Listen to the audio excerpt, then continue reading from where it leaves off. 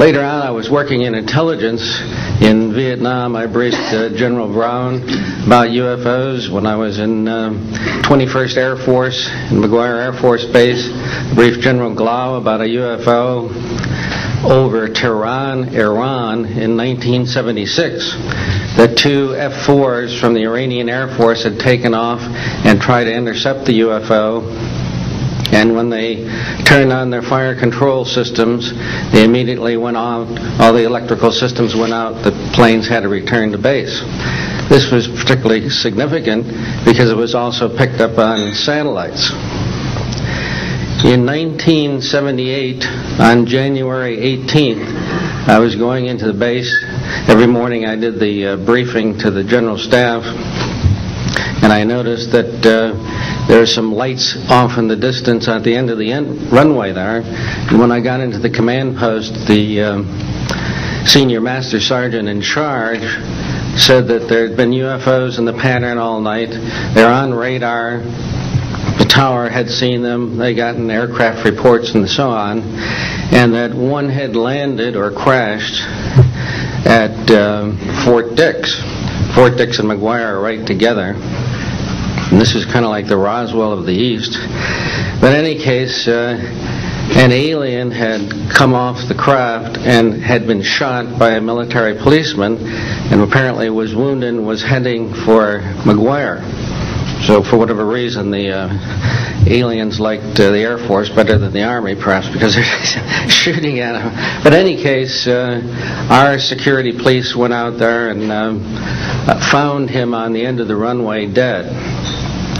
And they asked me to brief the general staff, General Tom Sadler, and at the 8 o'clock stand-up briefing. And I said, I don't think I want to do this. You know, the general doesn't have a good sense of humor, and I'm not sure I believe this. So I did some checking, called the 438th command post, and everybody had pretty much the same story. And at 8 o'clock that morning, just before I went on, was going to brief this, and I was very worried about it. They said, don't brief it, that it's too hot, so to speak.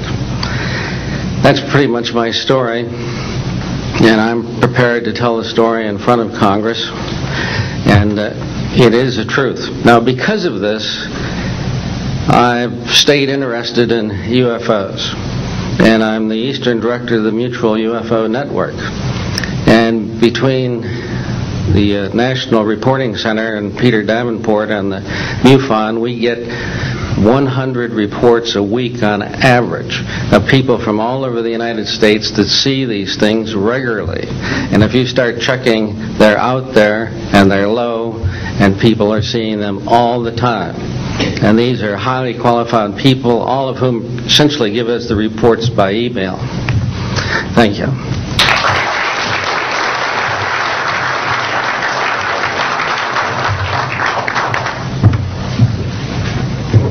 Morning, ladies and gentlemen. My name's Clifford Stone. I was a Sergeant First Class, United States Army. I had a secret clearance with nuclear surety.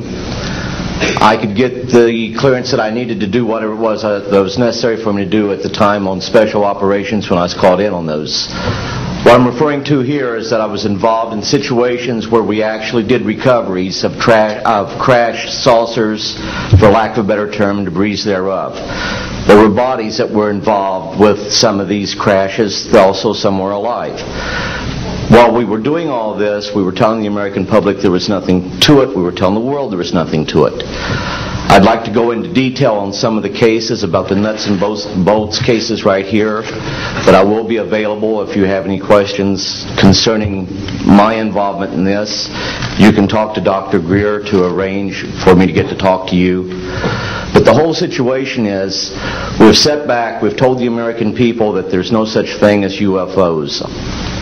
I've been involved where we have recovered these objects. We know them to be of extraterrestrials. In 1969, I had an event that happened to me while I was stationed at Fort Lee, Virginia. We went to Indiantown Gap, Pennsylvania. That would be my first exposure to any time that we would be recovering an unidentified flying object. When we went there, we already had people that was already in the facility. We were a backup team, which was supposed to be NBC, because there was supposed to be some nuclear materials that was on board this craft. Later on, most people involved were to be told that there was nothing on board it. It was nothing more than just a crash of one of our aircraft. I know better, because I was one of the people that approached it with a Geiger counter to get surface readings. I was the first person to go ahead and see that there were bodies on it. That would be the first of approximately 12 events. UFO crashes are not events that take place every day. They're rare. I know we're not alone in the universe. I know that the absence of evidence is not evidence of absence. It's evidence that has been denied to the American people.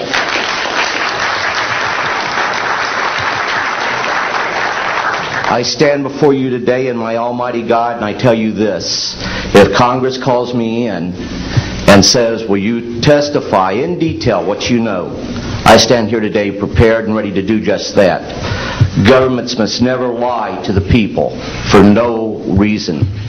Thank you.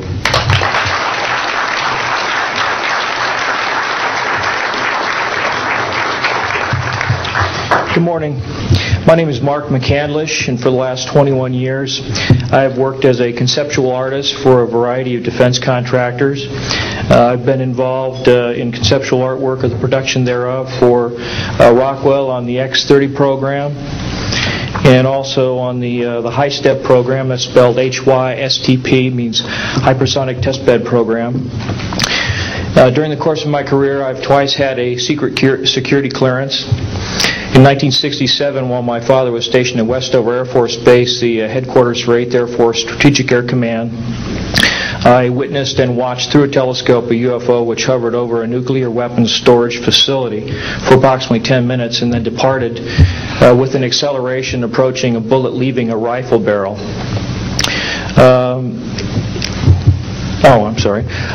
In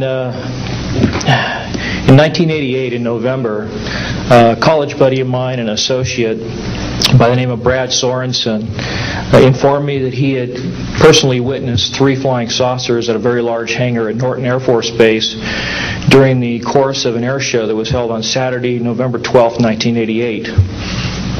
I subsequently called my congressman from that district. I called his office. This was Congressman George E. Brown Jr., who at the time was the chairman of the Congressional Committee on Space Science and Advanced Technology. I naturally assumed that since this presentation that Brad talked about was for top military brass and certain congressional individuals, that his office must have coordinated this with the local Air Force Office of Public Affairs. A male staff member in Congressman Brown's office not only confirmed the exhibit, but the fact that there were 3 discs at that exhibit. These discs were hovering off the floor without any visible means of support.